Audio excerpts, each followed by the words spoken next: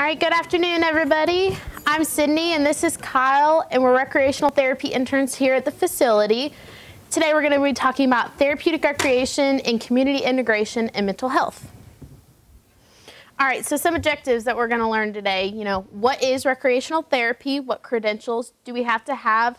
What clients do we serve, and in what settings? What are some goals that we have in recreational therapy? Some positive outcomes that our patients might see here at the facility. The purpose of recreational therapy and mental health, and what is the leisure ability model? All right, so what do recreational therapists do? So we have a purposeful use of recreation for the 6 dimensions of wellness: physical, cognitive, emotional, social, spiritual, and leisure needs of the clients. We assist our clients to develop skills, knowledge, and different behaviors and appropriate behaviors in daily living and just in community living in general. We also incorporate specific interests of the clients into community resources, therapeutic goals, and objectives to achieve optimal outcomes in real-life situations. Therapeutic recreation, we use the 3 R's: restore, remediate, and rehabilitate functional independence of clients, promote health, and reduce any activity restrictions or barriers that clients may see in everyday situations. And our primary purpose is to improve health and quality of life on our clients, and our ultimate goal is to achieve optimal involvement in community life. Okay, so recreational therapy is a lot more than just diversion. When we think of diversion, we think of like an escapism. So for an example, jogging. We could just say, a client's going jogging just to relax a client, and there's not any further purpose. But what recreational therapists do is we take an example such as jogging, and we make goals and objectives to go along with that activity. And it's an ongoing activity, and there's a purpose to what they're doing. These new experiences might help the clients. It might be like a new opportunity for them, a new therapeutic change. The treatment is usually diverse and holistic, and we build traits and abilities for the clients to overcome their barriers, like I said earlier. In an article I read, it's called Lessons Learned. It's by David Austin, who is a professor at Indiana University, and kind of a little excerpt that kind of stuck out to me was this: we in recreational therapy can alleviate distress by helping our clients gain relief from their symptoms, but additionally, we can go far beyond this, helping clients to develop and use their strengths and potentials to deal with barriers to health and to facilitate optimal functioning. We can not only help our clients become well again, but we can help them become better than they were before they came to us. So I thought that was a really neat and very true statement. So what credentials do recreational therapists have to have? We can be nationally certified as a CTRS, or also known as recreational therapists. CTRS stands for Certified Therapeutic Recreation Specialist, and we get the certification through the NCTRC, which is the National Certification for Therapeutic National Council for Therapeutic Recreation Certification. So recreational therapists, we have to get a bachelor's degree from an accredited university, complete a formal internship, which is 560 hours, which is what we're currently completing, and we have to pass our national certification exam. And to maintain our CTRS, we have to renew our credentials every 5 years through CEUs and to keep our CTRS, CEUs, and employment opportunities that we have. A really cool thing that the NCTRC offers is a specialty certification, which I actually didn't know about until I was reading more into what a CTRS is, knowing, the different steps it takes. So different specialty certification, the primary purpose of it is so those who practice and go above and beyond and advance in their professional level, they can focus in these 5 main areas, which is physical medicine, geriatrics, developmental disabilities, behavioral health, and community inclusion services. I thought that was pretty neat, and that's something I didn't know about.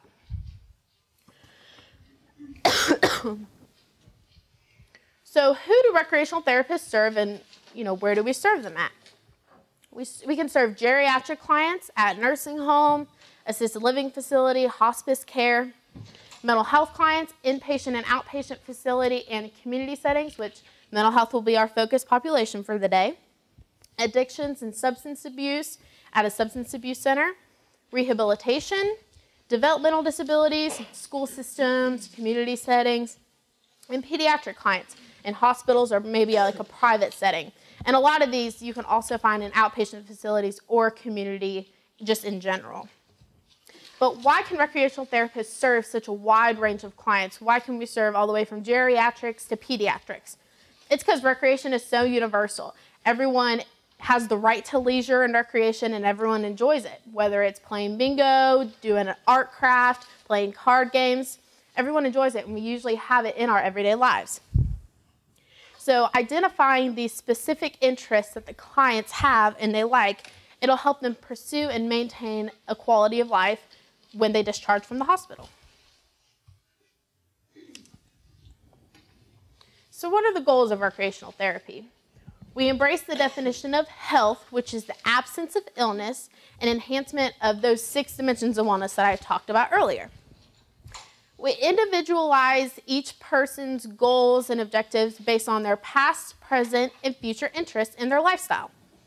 So it's really important that their interest directly affects their components of health. So if we pick an activity the client really enjoys, maybe they'll be more likely to carry it through, their discharge and out into the community.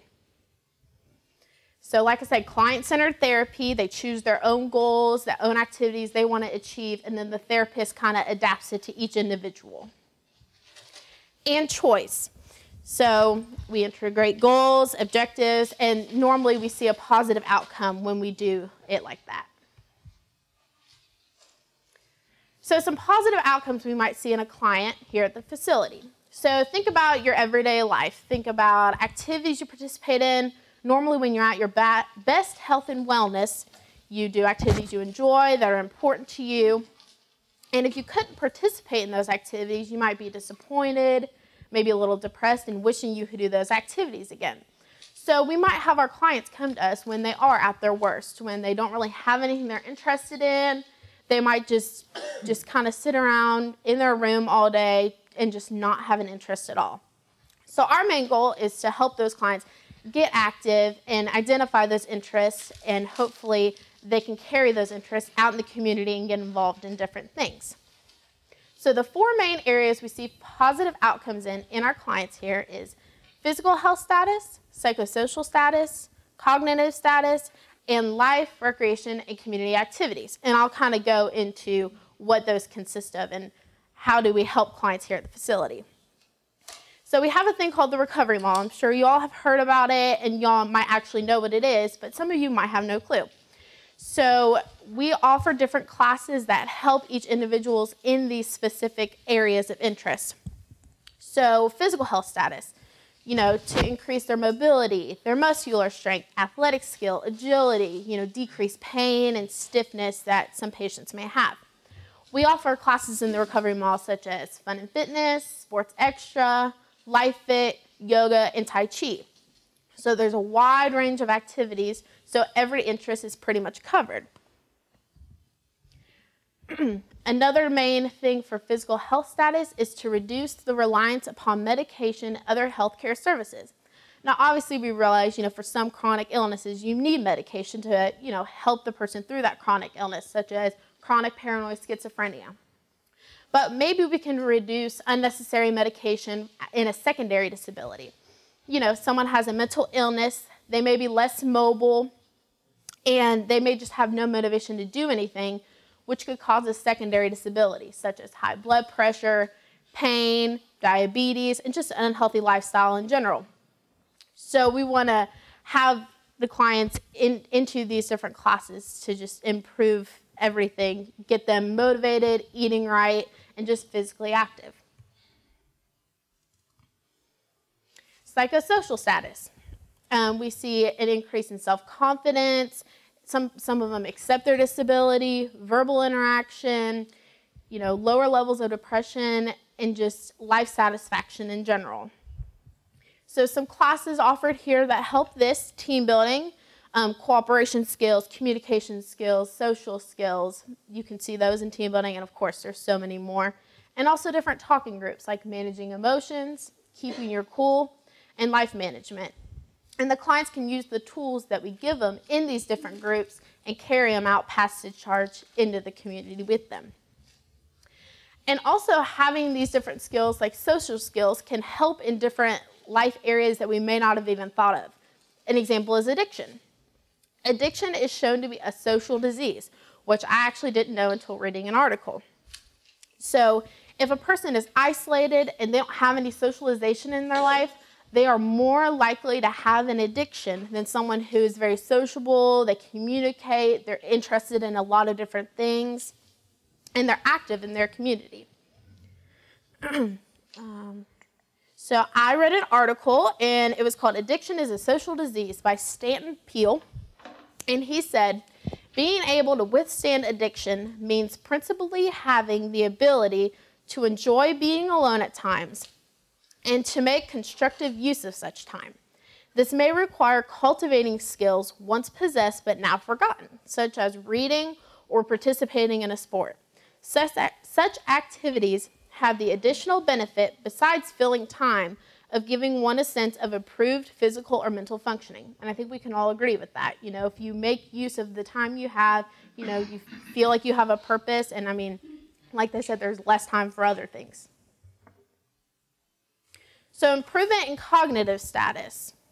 They see an improvement in memory, perception, they're more aware of their surroundings. We kind of reduce the confusion and disorientation that some clients may experience. And improvement in life, recreation, and community activities. So improvement in community functioning, barrier management, they can make better decision-making, they have better decision-making skills, and an enhanced sober lifestyle. They're more independent and more apt to go out in their community and be involved. Some classes that we offer in the recovery model to help with community functioning, we have a grocery shopping class, community connections, and we also have monthly community outings. So the individuals in the facility can go out into the community and use the resources we've taught them and the different tools we've taught them. So another main thing with life recreation and community activities is increased quality of discretionary time use.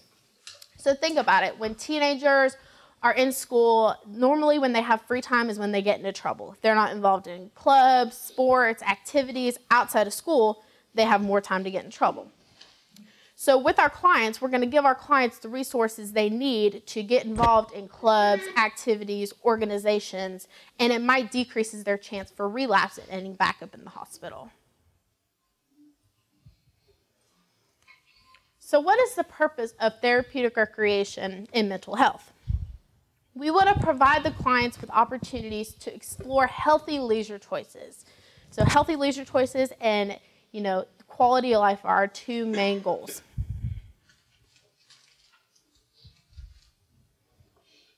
What are some benefits of program participation? And like I said earlier, this just kind of summarizes the physical, the psychosocial, cognitive all into one.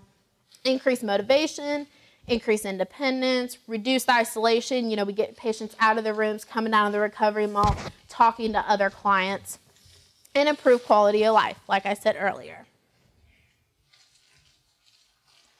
Okay, and so like I said, in our objectives, we're going to talk about the leisure ability model. And the leisure ability model is therapeutic recreation services which are based on the client's needs. So everyone needs, wants, and they deserve leisure. No matter their age, no matter their abilities, their disabilities, everybody deserves and wants leisure. So the CTRS is going to help the client overcome these barriers and facilitate development, maintenance, and expression of appropriate leisure lifestyle. So the three sections of the leisure ability model are, as you can see, functional intervention, leisure education, and recreation participation. So we'll first talk about functional intervention. This is where the recreational therapist has the greatest amount of involvement in the client's recovery. And the main goal is to improve functional ability. So how we read it, we kind of read it like an L, and it just goes up from there. So the CTRS works on acquiring basic skills that help the patient function better in order to facilitate recreational activities. This will probably happen in a clinical setting like a hospital. So an example I'm going to use throughout these whole 3 steps is jogging. So jogging, the recreational therapist, so their main goal is to improve functional ability. So we might create a specific plan for the client. We might monitor their endurance, their balance. We might give them specific tasks or tools that they may need. Our next step is leisure education. So it's kind of like a 50-50 effort with the recreational therapist and the client. And this is where the client is still in the hospital, but like we said, they might be moving out into the community and getting some community involvement. So the recreational therapy is giving the clients tools necessary to participate in recreation and leisure, but the client is kind of breaking off on their own and being more independent. So the main goal for jogging, we'll use that example again, maybe give them the skills they need, maybe find a jogging club, maybe, excuse me, maybe if they have access to a treadmill, maybe teach them how to use a treadmill in case it's cold or it's rainy and they still want to jog.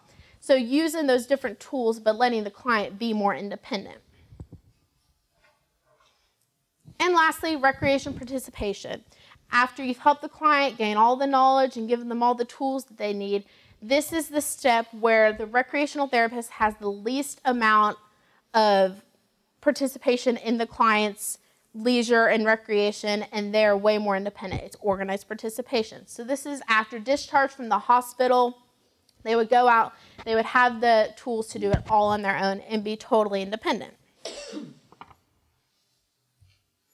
So now that you know what recreational therapists do, kind of what we're about, the role we play in the recovery model, let's give it a try. So we have some different activities, and Kyle is going to explain them. Okay. So the first thing that we're going to try is something that we do in one of our managing emotions classes. It's a mandala. So we're going to go ahead and pass these out. And there's a few different ones in here. Pick your favorite.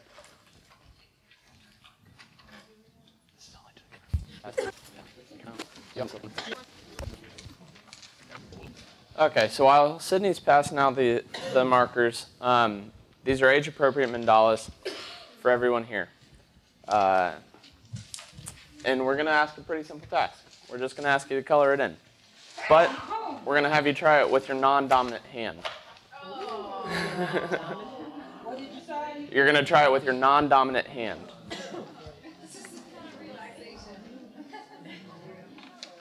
So we'll just give you a few minutes, try this out, put on some calming music, and then we'll go back to talking about it right after. Okay, so y'all can keep on going if you want to. You can even switch to your dominant hand, make y'all happy. But we'll keep on going with this, going with the presentation. Are you going to tell us why we had to do non-dominant? Yep, I'm getting to it. Sorry. So, how'd y'all feel whenever you guys were using your non-dominant hand? What were some feelings? Frustrated? Natural? Is that what you just said, Eric?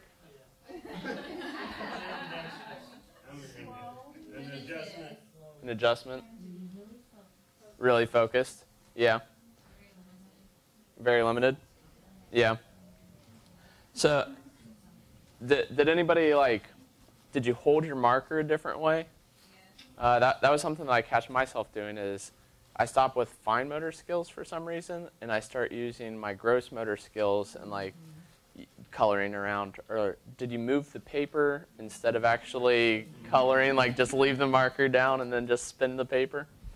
So this activity is to work on improving your de-stress tolerance, working on stress management. You're in a calm environment, something that's really easy on a normal day if you're using your dominant hand, and then switching to your non-dominant hand. You start coloring, and it's a stressful situation, and you got to learn how to deal with that.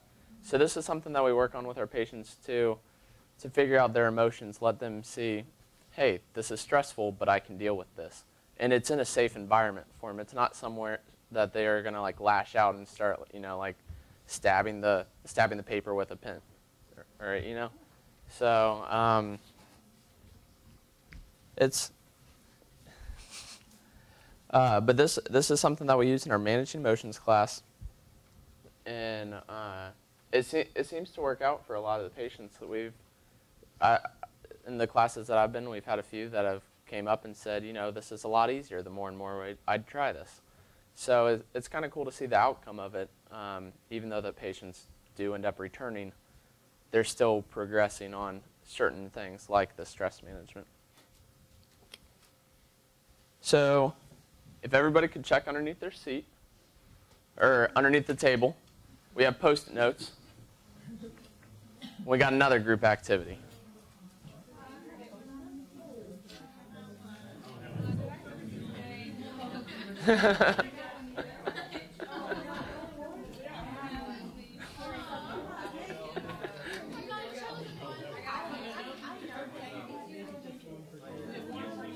Ron asked you then. And if you have a Post-it note, if you could come up here. 1 through 4 is over here. 5 through 8 is over here. So wherever you are, just stand whatever number.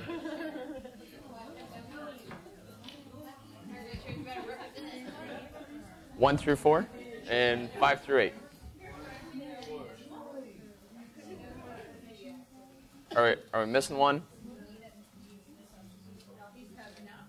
Oh, okay.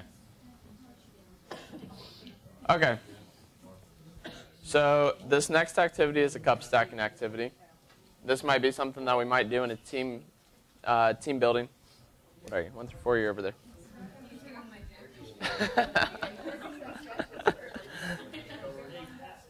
So what's going to happen is you guys are going to start out with your 10 cups right there, and then you guys have to start out with 4 on the bottom, and then you have to put 1 on the top. And you guys have to figure it out as a team by using whatever's on the table. And you can't touch the cups with your hands.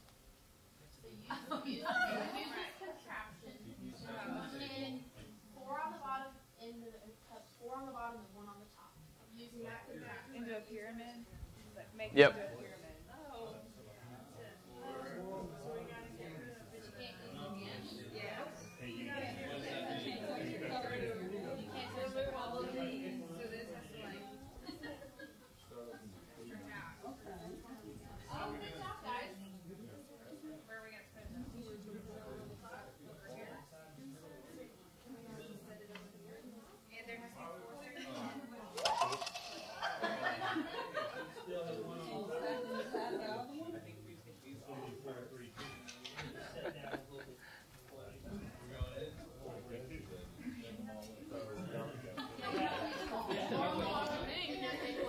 Yep.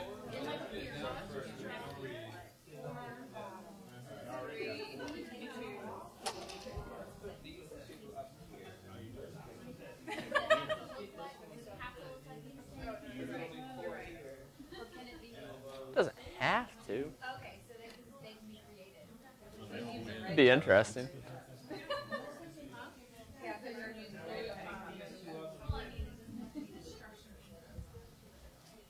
I guess real quick, I meant to ask this before. Nobody has a latex allergy, do they? Because Sydney found this out the hard way.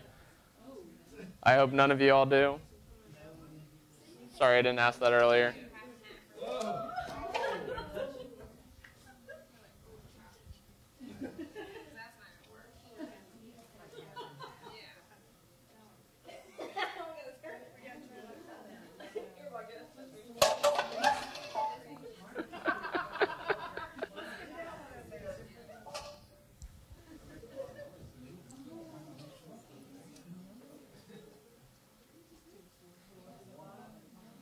You guys can use the whole table too. You don't have to keep them stacked. Look at that. I never got the one on the bottom one. Do it already? Can't say that you didn't do it wrong.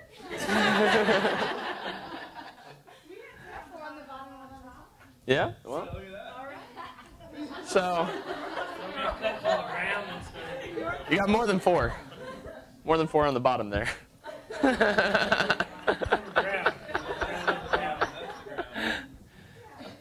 Okay. Huh? You get a pat on the back. You get applause.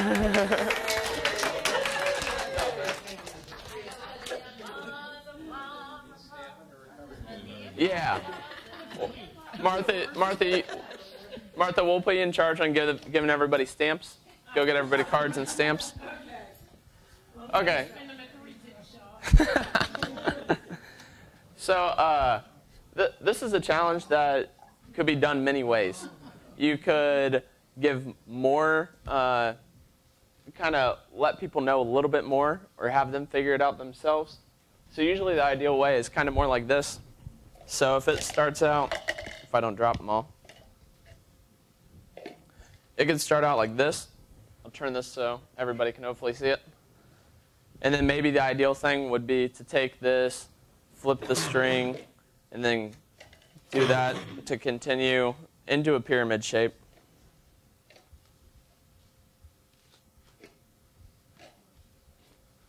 So kind of go like that.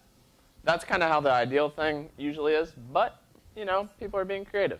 So can't really say whether that, you know, what 5 through 8 did over here was wrong. You could also add, we have a few different things. So this would be, you could use a short string to make it a little bit easier on people instead of using the, you know, the regular length. So this is kind of a little bit of a comparison. So this is the length of the strings that we had up to here. And this shorter one would be a little bit easier because they have, you know, just easier to pull because it's closer to the actual rubber band. You could use something that's a lot longer and have 5 people doing this activity, so that one person that's standing in the center, if you're standing over here, put this around the cup.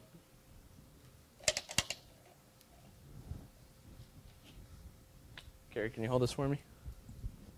You might be able to get it. So somebody in the center would have to tell all 4 people what to do because they wouldn't be able to tell, you know, okay, now pull the string and drop the cup, because they're not going to be able to see that well. So that'd be using teamwork to explain, hey, Carrie, keep on pulling this string. Whoever's here, you know. I wasn't talking about it right then.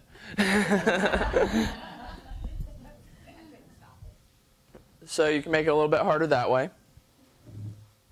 We also have it so that you could have like a little hole in there, just tie around it so that people that don't have the fine motor skills to hold on to the string, you can put it around, and all they have to do is just bring their hand back, or if they, you know, their wrist, whatever it is. So a little bit adaptive there. Let everybody participate in it. Thanks, Gary.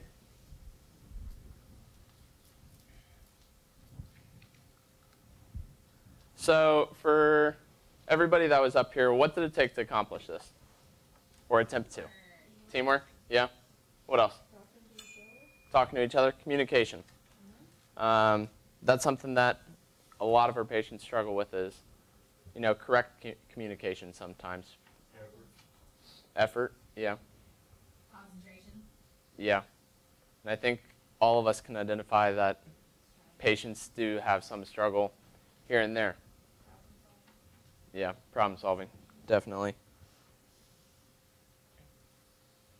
Okay, so this is kind of a brief lesson plan that we have of what a lesson plan would look like. And this was for the first one, the mandala, the coloring.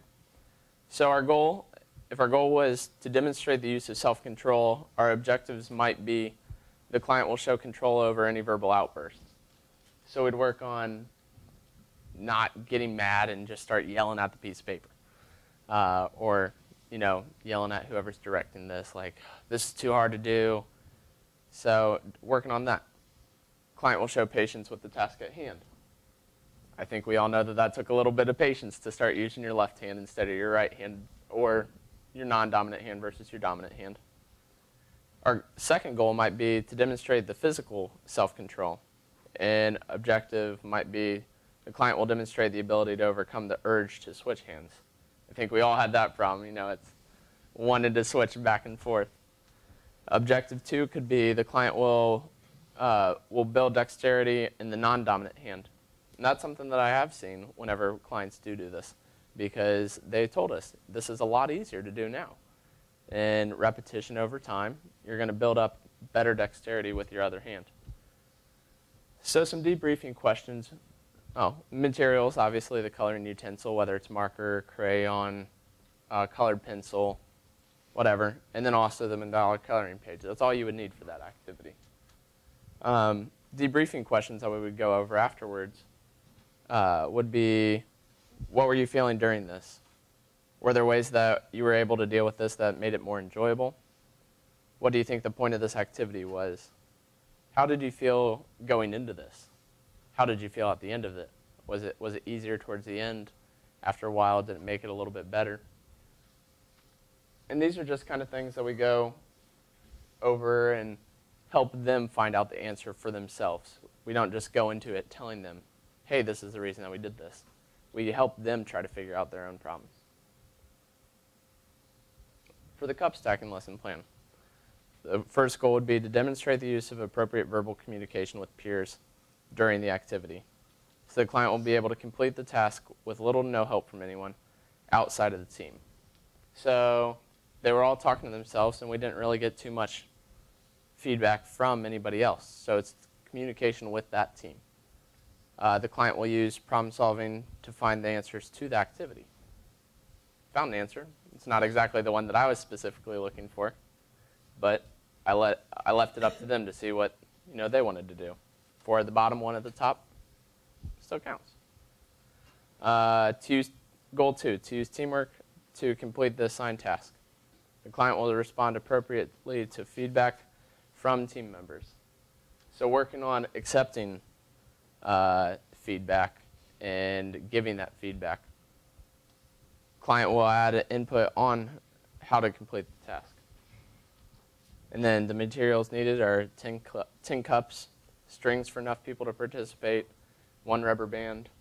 Obviously, these strings, they're something that we would keep and not let the patients take back with them. Those could obviously be risks up there on the unit. And then also, whenever you're doing that, make sure that they don't have a latex problem. Sydney kind of found out the hard way and got some ibuprofen before this, so she's doing good right now, right? So some debriefing questions. What did it take to accomplish this task? What was so challenging about this? How do you feel going into it? How did you feel afterwards? Those two are definitely some good questions to go over. So community outings and TR. Community outings are an important factor in therapeutic recreation. It's the transition from a confined life in a hospital to moving back out into the real world. Community outings result in positive therapeutic outcomes and rehabilitation. They give our clients a sense of meaning and empowerment, along with enjoyment of the outings and being able to connect with others. These outings are the leisure education part of the leisure ability model that Sydney just went over just a little bit ago. I don't want to say they always are a part of the leisure education, but usually they are. Sometimes it can get into the recreation participation, depending on how into it they are. And we'll kind of get into that a little bit later in this presentation. So the purpose of the outings are to show our clients that there are positive leisure resources out in the community, to practice their application of skills, to build confidence in themselves, and to work on the ultimate goal of improving and maintaining the quality of life. So for a community outing, it has several components. First, we would do an activity analysis. Is this outing going to be good for this client? Is there any problems that we would foresee going into this? What do we need to do to make it appropriate for them? Do we need to change the outing? Is it a specific patient that needs to go on this? And then the community outing is the leisure education. So they're going there to figure out, learn about it, learn about positive resources in the community. And then the independent leisure would be the recreation participation of the leisure ability model, which is what Sydney was talking about. And that would be them going on it, them doing it themselves, us kind of being there in the background with little to no help from us. And then this would result in them improving or maintaining the quality of life. So helping them have a better life, improving their quality, making sure that they enjoy it. So some barriers that we might run into. Maybe some medication inconsistencies, maybe some internal stimuli, lack of knowledge of resources, not knowing how to find resources, secondary disability, a fear of stigma. And then what do you guys think that, why do you guys think that patients return back here? What do you think are some possible reasons? Don't take their medicine. Medication?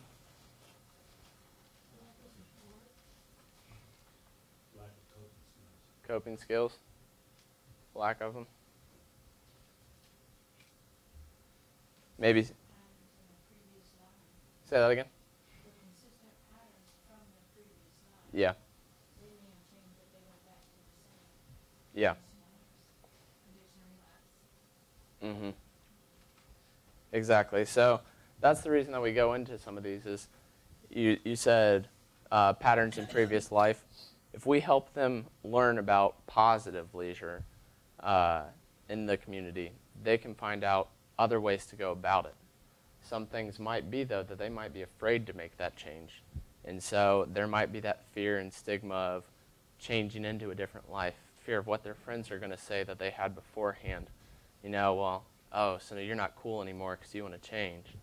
So that might be a problem that they come back to, is we might teach them those skills, but they might not learn yet that even though that their friends aren't accepting, it's still okay. This is what you need to do to change. So what if you never left your house? There'd probably be some isolation, confinement, repetition. After a while, doing the same thing every morning, eating breakfast, then lunch, then dinner, maybe watching YouTube videos in between. You'd probably get pretty bored. Probably be a lack of social interaction. There'd be a loss of independence and control. And then, are you surrounded by negative or positive support? That could be a big problem. And some of these kind of relate to here. Up on the unit, some people don't like to get off the unit, and they're just isolated up there. Sometimes they get bored, they act out. Sometimes there's a lack of social interaction. Even though there's a lot of people up there on the unit, some people are really hard and just hard to relate to, and they don't want to talk to anybody. Sometimes they don't feel like they have that support, whether it is negative or positive. They look at us like the bad guys, even though that we're here to support them, help them in a positive way. They look at us that they're just here and they're stuck here and they want to get out. So some benefits that they could have: learning on to find community resources, improvement on interpersonal skills, improved functioning, whether it's spiritually, emotionally, socially, intellectually, physically, decision-making, positive leisure activities, overcoming barriers like we just talked about, independence, budgeting, application of skills, and learning new skills. These are all things that we come to help them out, and they get to figure out on their own whenever we do go on community outings. So what is a community outing here at Eastern State Hospital? Outings are used to gain knowledge of community resources along with a positive way to spend free time, the opportunity for the application of skills, and also to improve quality of life. So these are a few that we've been on here, and some that we might go on hopefully soon. Lexington Public Library, they just went on recently. The Art Museum was really cool. That went on that recently. The participation station was just a few weeks ago. Lexington Legends game is something that I've been calling them and trying to work out. It might be a possibility as long as it gets approved. And all these are little to no cost or no cost at all. So it's available to our clients. Even if they're not in the area, they can find out, well, this is what Lexington's library looks like. I wonder what the library looks like in my hometown. So some goals. We have goals and objectives in recreational therapy that are specific to each trip and the activity that is done during the outing. The goals can be specific to an individual, or they can be specific to the whole group, depending on the needs that need to be met. The goals are obtained by doing an activity analysis, as we talked about earlier, which is looking at what it takes to do the task and finding the missing link that the client isn't connecting with, or where they can improve. So say if a community outing was to go to the Kentucky State Capitol. It's a free trip. They do a tour of it. They do a tour of that and the governor's mansion if you would like.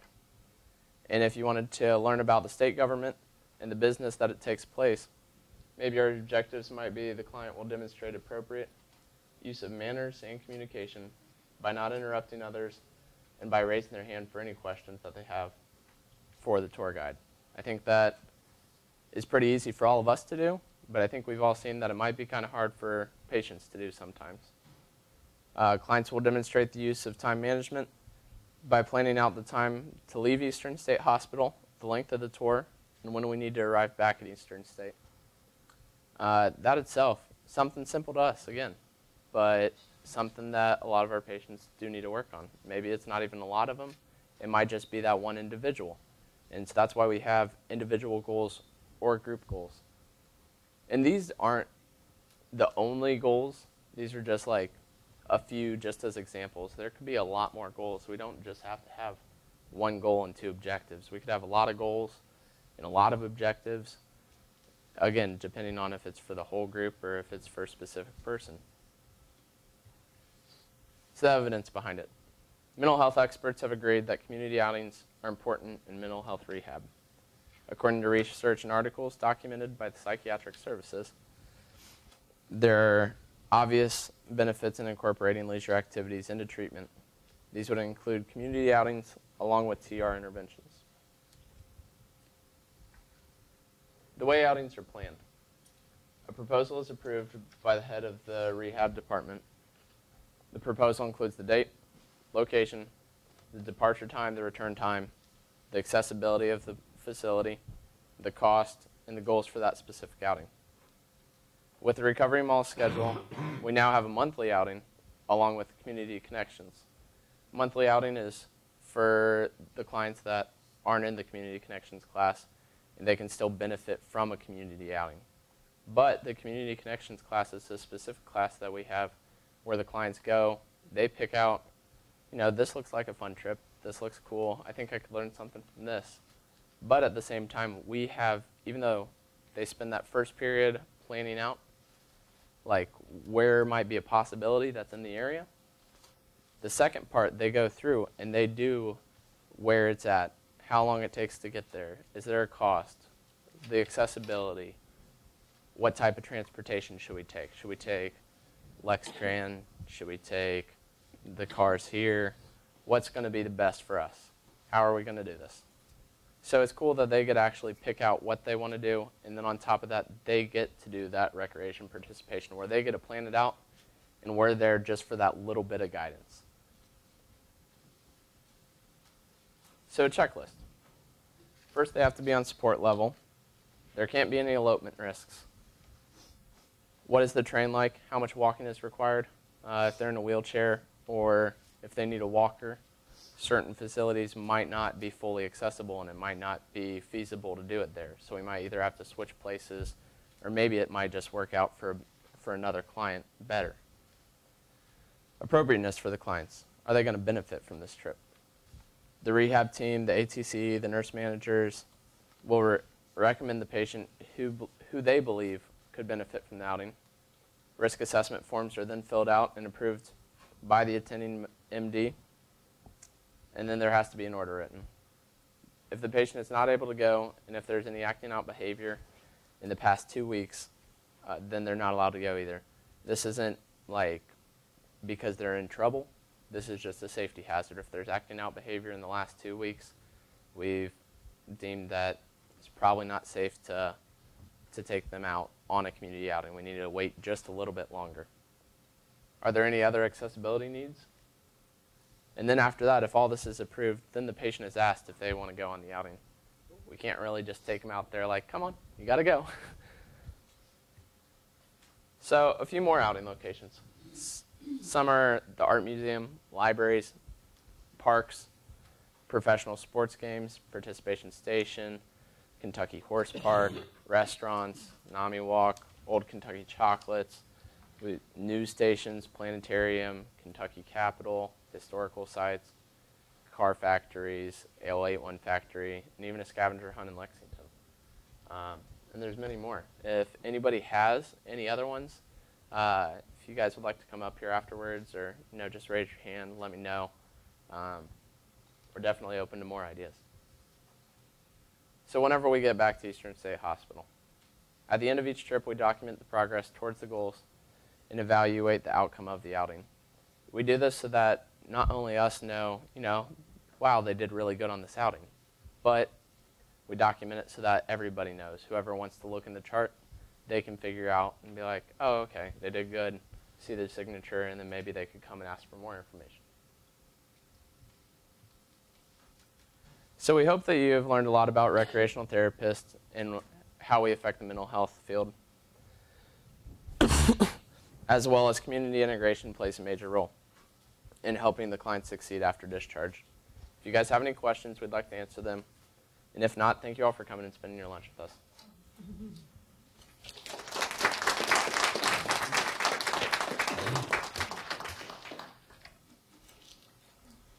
What are some of the comments that you've gotten from the patients after outings? Like, what are their favorite outings? What do they say about it?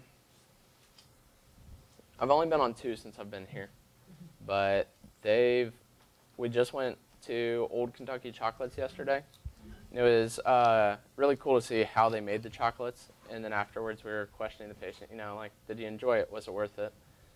Is this a place that we might want to take other patients back to? Unfortunately, they weren't actually making any chocolate at that time, which they were supposed to be, but I thought that would have been kind of cool to actually watch it being done.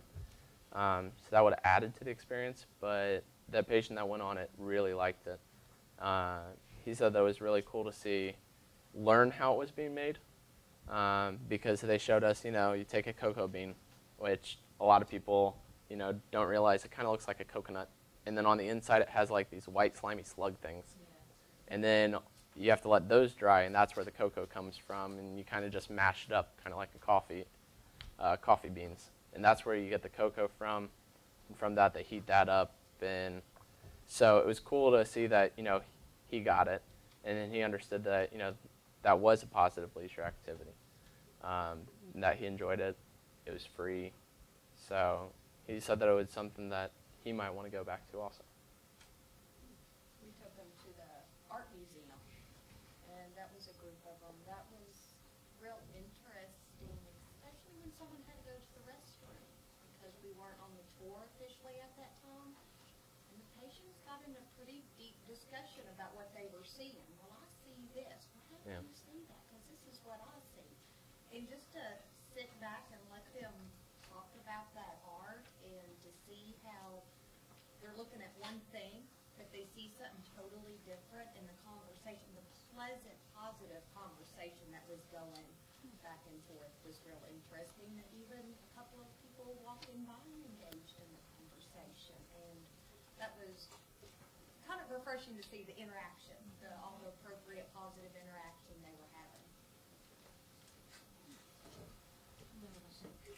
So I know a lot of times in therapy we don't necessarily tell the patients that it's therapy, that especially when it's something they're enjoying. How,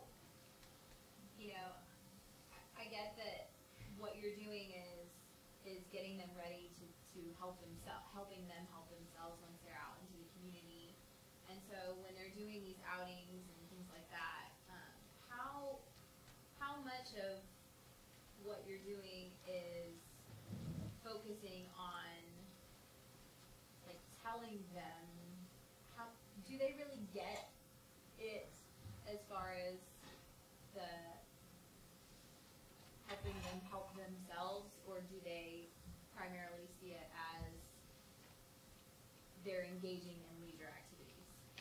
I think Do you that, understand what I'm asking? yeah, basically, you just want to know, do they get it, right? because I think that some do. I think a lot of them do. There might be some here and there that don't. But that's where we go over the debriefing questions afterwards. And something like, do you think that there might be a facility like this in your neighborhood or close to where you live? Do you know how much it costs? Do you think, do you want help looking up to see how to find it or figuring out how to find that place? Because a lot of our problem is some of these patients don't know how to use the internet at all. Right. So help with that is enormous for them. Some of the patients think that I'm a genius just because I know how to get on Google. So, and that's just an everyday thing for us. So when they go on these outings, do they understand that the point of the outing is to help them to get the resources that they can find to do these kinds of things once they're out of here? I believe that most of them do, yes. That's awesome. In the community connections group, that's what it's all about. Right. Them looking it up and figuring out. That what I to knew, do. yeah. And then even if we get done, we go over, just different activities and ways to find these activities.